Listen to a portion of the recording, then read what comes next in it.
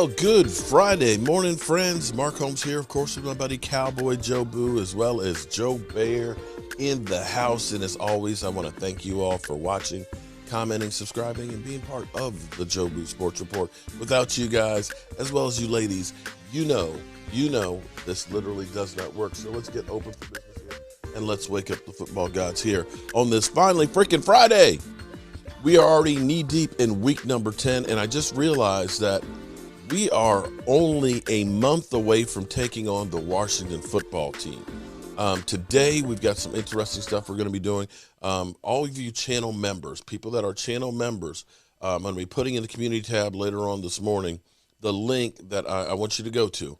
All of you great fans out there that are channel members, I want to do something extra for you, and I need to get better organized to make sure that way I can get in contact with you and take care of stuff. So basically, if you go to the community tab, I'll put it in there later on this morning. Like I said, go in there. It's just setting up a quick profile so that way I can go ahead and make sure that you, if you've got, haven't gotten your shot glass, that you got your shot glass. I got your address. If you're a tailgate member, and one of the things tailgate members do is every time we end up getting a new style shot glass, you automatically get that. Then I've got that address for you that I can do that stuff automatically because I'm not real organized. But shout out to Philly D because his company is a website company that is knowing what they're doing, and they've done great work for me so far, and I'm going to be launching that today. So make sure you go there and get that squared away. The second thing is FedEx Field, that toxic waste dump, that sewer in the sky that literally dumps sewage on top of your head. We're only a month away from playing the Washington football team, and in the past I have done mega tailgates. And what I want to do is I want to judge how many people may be going to that game and start planning for that. So I will be working on getting stuff set on that. If you're interested in doing a tailgate at the Washington football game, and it'll be cold, but the way we'll do it is I have patio heaters.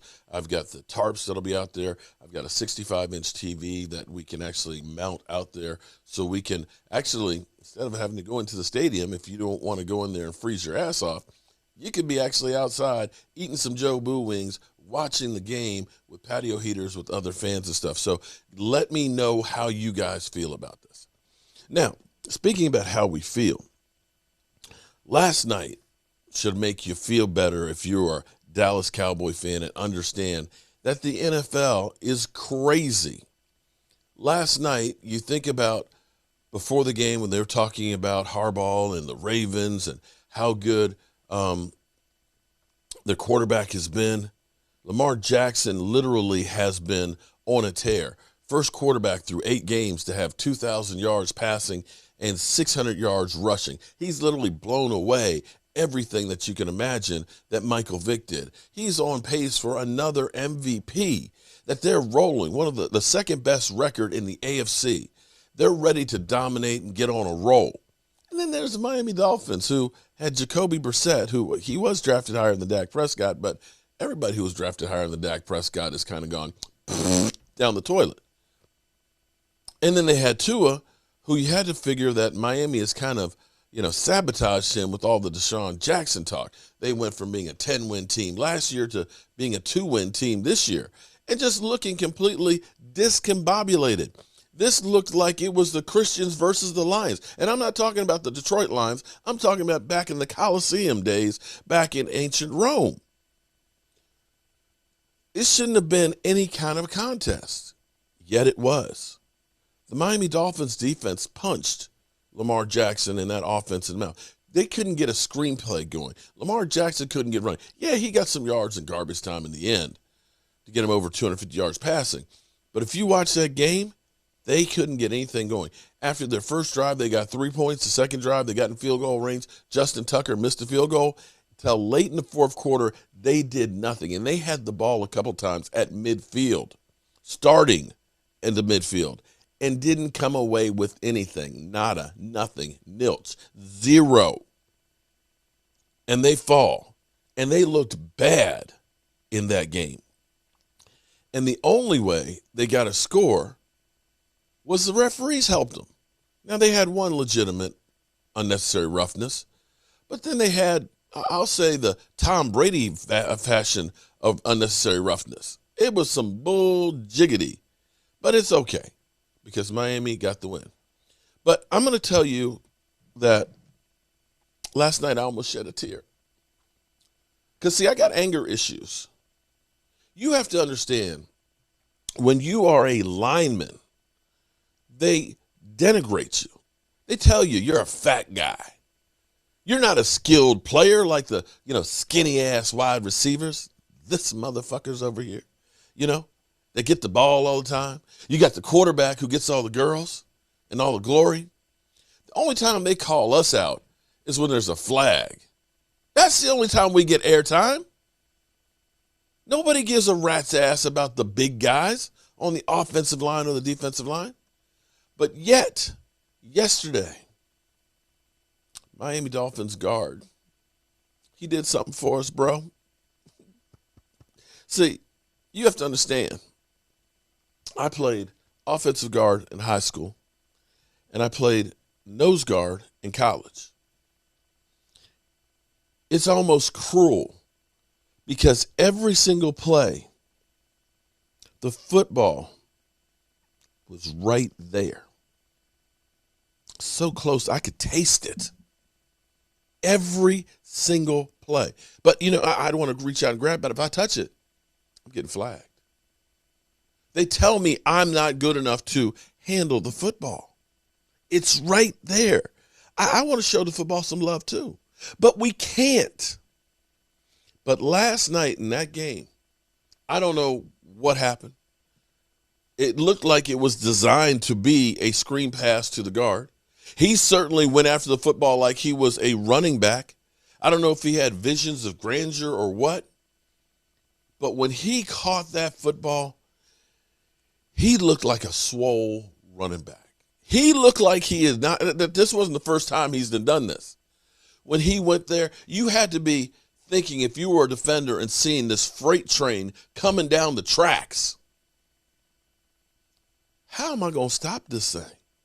But for him to get hit by two guys and to be able to, with one hand, extend that football across the goal line, it was a thing of beauty. Watch this. This is after he caught the ball. But watch it.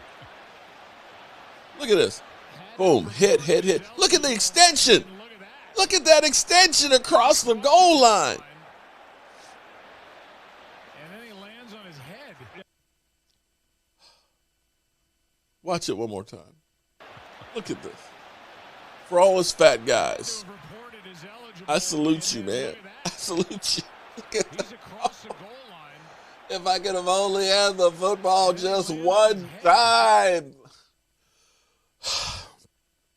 Shout out to you. Unfortunately, the play didn't count. It was illegal touching, and it got called back. But it was a thing of beauty. On the flip side, here's where you got to understand with the NFL right now. Everybody has a week or two or three that they're just off. You can't continuously win week after week after week. There's been only one undefeated team in the history of the NFL, the Miami Dolphins in 72. You're going to lose games.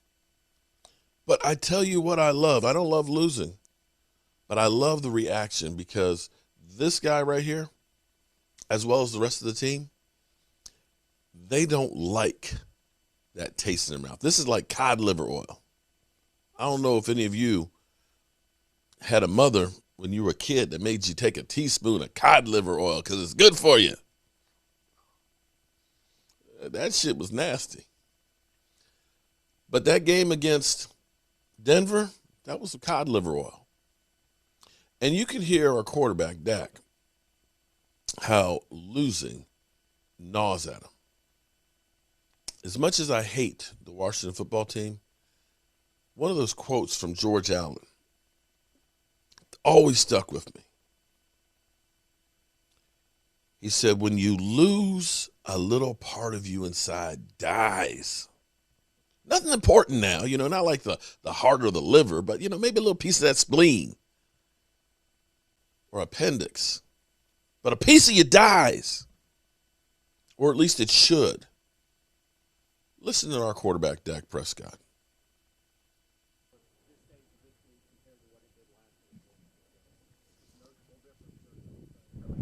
It's the same. I mean, I was healthy going into last week's game, and I think if I wasn't, I wouldn't have played necessarily. So, I mean, no residual effects, and I'm fine, healthy. I'm fine, I'm healthy.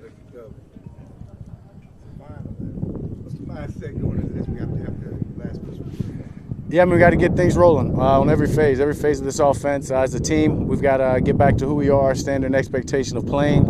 And it's been started out here at practice, started at the beginning of the week, and just continuing to build on that to make sure we carry it and take it into the performance of Sunday.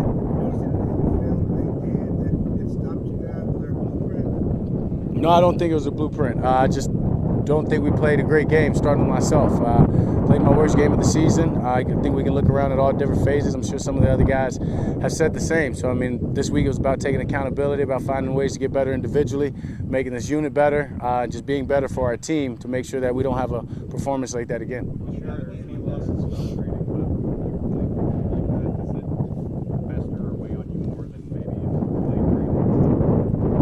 I mean, a loss is a loss. I mean, they all suck. But yeah, when you don't play as well as I expect to play, yeah, it hurts. I mean, you've got to come out here and you've got to use that as motivation and just use that as a way to find a way to get better, find a sense to get better, whether it's 1% or whatever it is, whether it's on the field or off the field, in my preparation, just to make sure that doesn't happen again.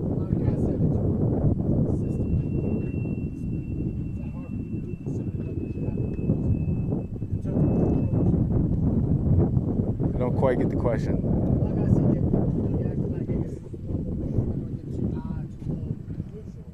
Yeah. No, I mean, I think that's important for me to do regardless. I mean, I think the way I lead, I think I have to be consistent, or it's going to be tough to follow if I'm not. So, I mean, for me, it's just about doing the same thing, making sure, as I said, they'll find a way to get better, whether it's here in the facility, whether it's with the teammates, watching film in my preparation, taking care of my body, just making sure that I find a way to go an extra little mile if I have to make sure that I'm getting something done for improvement, to make sure, as I said, that doesn't happen again.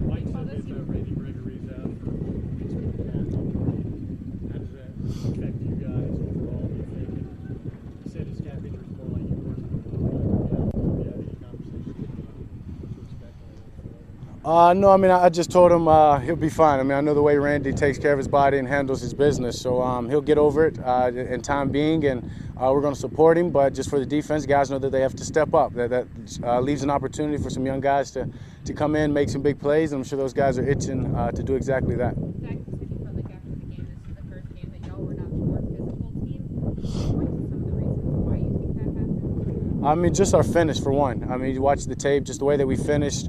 Weren't getting the bin bags, weren't getting behind the line, weren't getting behind the running back, pushing him forward, and just every aspect. I mean, this game's very, very physical, so you've got to make sure you're bringing it each and every play and not taking it for granted. In the past, when you talked about your accuracy, you've had some issues you've had to do with your footwork, and you always talk about getting back to footwork. Yep.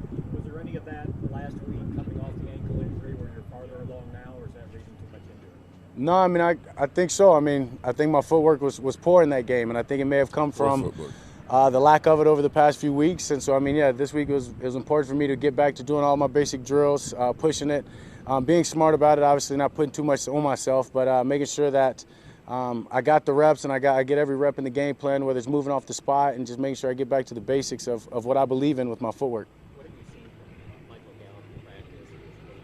Expecting out of him? Yeah, I'm excited. That's a guy that, I mean, I've always counted on, just having him back here at practice the last couple of weeks. Was hoping we had him last week. We didn't. But then obviously getting him for this week, I'm excited about it. I know he's excited, made some big plays out here in practice, whether it be against the show team or against our defense in competition. I know he's ready to go. With the movement among your tackles, what can you do to help ensure that y'all are on the same page, or that you know that they've got your back? I mean, I know that they've got my back, and they know that I have theirs. So there's no lack of confidence in each other and the group that we have. So I think it's just about communicating, making sure those guys get all the communication they need. We're on the same page, using snap counts to help them out, and just trusting them doing their job. Jerry said y'all were flat, lackadaisical, overconfident. You see any of I mean, maybe overconfident in a sense. You go on a run like we were, winning a lot of games, and doing them in different ways. I think that maybe snuck in unconsciously. So for us, it's about just getting back to the basics, getting back to who we are, being very cognitive of every little thing that we do, and not taking anything for granted. Our preparation, every play out here, and just making the most of every opportunity to get better.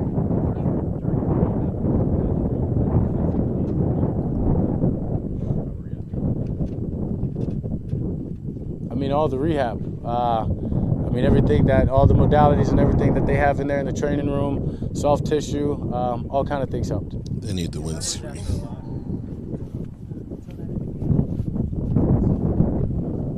Yeah, definitely on film. Couldn't necessarily pinpoint it in the game in the sense, but I wasn't driving my throws. None of that was clean. Obviously knew it on the first 4th down throw. Just I didn't get my back or didn't get my lower half underneath it. Try to change my arm angle. When you add those two, that's exactly what you get. So I knew that one, but just overall not being as accurate as I normally or planned to be. It took film and just realizing I wasn't getting my feet in the ground. I wasn't sitting on my back leg like I normally do, and that's what getting this week was about, getting back to work and making sure I did that. Your numbers after a loss, especially since Amari's got here, are really impressive. What drives you when you have a poor individual performance or your team doesn't win a game? Yeah, just the taste that it leaves in your mouth all week long.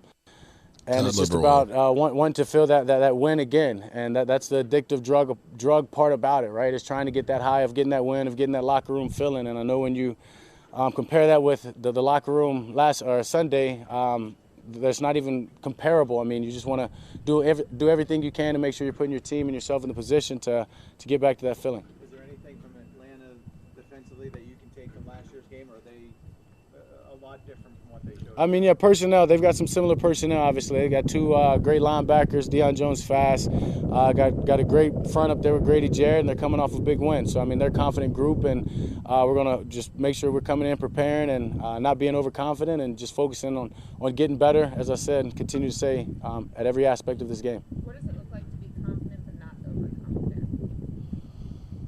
That's a good question, but I mean, I think it's about knowing what you're capable of, but knowing that you have to continue to get better, and you can't take, as I said, any play or any opportunity or any rep at practice or in the film room for granted. All of those are ways that you can get better and you can improve. So you can be confident, but in the same sense, still be humble and still,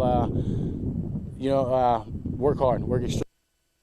Still be confident, be humble, and still work hard. You know, here's what I love, this quote here from it. They all suck. When you don't play as well as I expect to play, yeah, it hurts.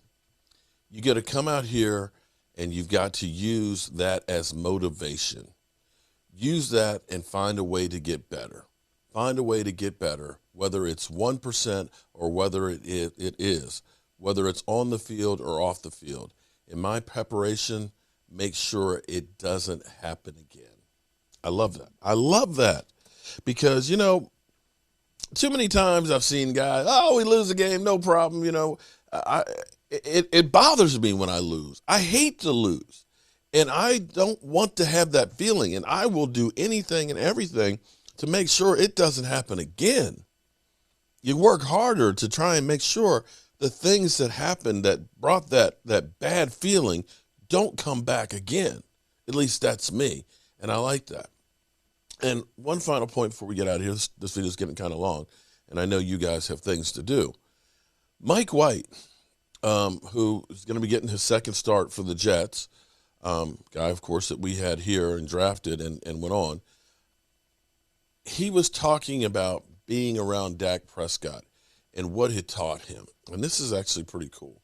This lets you know kind of the kind of guy that Dak Prescott is. I thought off the field, what Dak does so well is the relationships he has with every single person in that locker room and in that building. That's kind of how he operates, and that's what I noticed firsthand when I got to Dallas. Whether it's Zeke or starting receivers or practice squad, backup corner, he's got a relationship with everybody. I try to emulate that as well. On the field, just the little things that Dak sees, the little nuances of, this route is supposed to be ran this way, but then there's certain times when you can adjust according to the kind of leverage. just little things like that not to be so textbook, but to be able to come off the script based.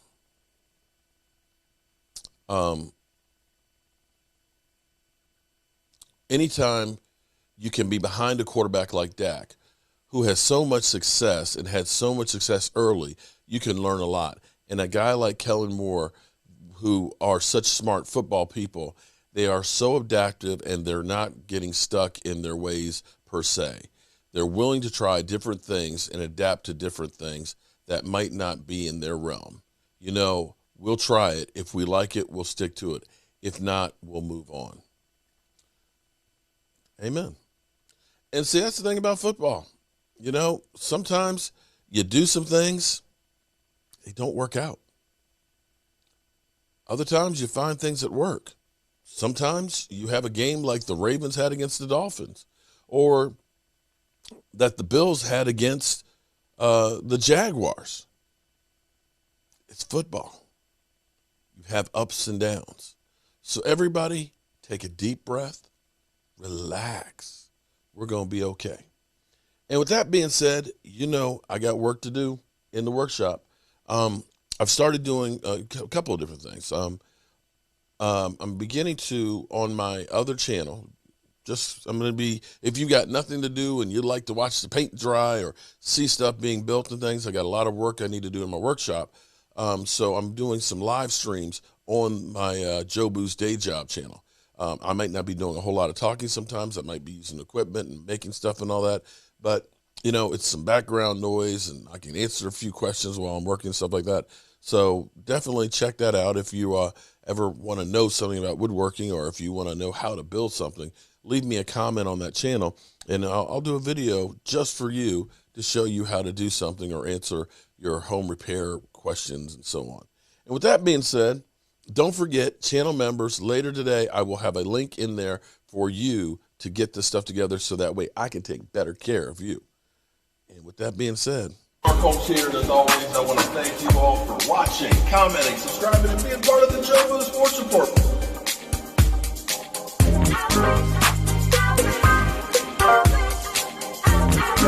One hell of a job, and the only thing else I got to say is